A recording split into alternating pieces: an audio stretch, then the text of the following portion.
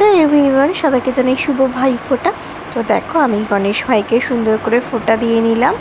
দইয়ের ফোঁটা দিয়েছি, চন্দনের ফোঁটা দিয়েছি, ফুল দিলাম একটুখানি চরণে, ধূপ দীপ দিয়ে আরতি করে নিলাম। তার আগে তো সব ঠাকুরের সাথে গণেশ ভাইকে পুজো করে নিয়েছি। একটা লাড্ডু খাইয়ে দিয়েছি, একটা লাড্ডু হাতে দিয়েছি, দই খাইয়ে দিলাম, তারপর জল খাইয়ে দিলাম।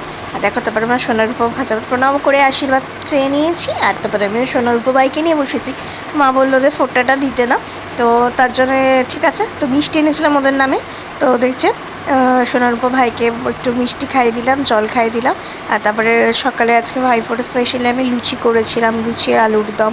দেখো, যখন আমি ক্যামেরাটা অন করি তখন ভালো ফুলকো ফুলকো লুচিগুলো হয় না, কিন্তু যদি ক্যামেরাটা অফ করি দিই অমনি লুচিটা ফুলে ওঠে, কেন জানি না।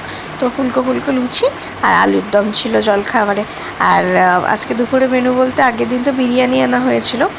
কেন এনেছিলাম সেই ব্লগটা কদিন বাদেই পোস্ট করব, তো দেখতে পাবে। একটা স্পেশাল ডে ছিল, তো জন্য বিরিয়ানি আনা হয়েছিল, চিকেন বিরিয়ানি। আর ডিম সেদ্ধটা কিন্তু আমি করে নিয়েছিলাম। তো ওইটাই আগের দিন রাত্রে খেয়েছিলাম, আর পুরোটা খেতে পারিনি, রেখে দিয়েছিলাম। তো পরের দিন এটা ভাইফোঁটা স্পেশাল খাওয়া দাওয়া। তোমরা জানিও কেমন লাগলো।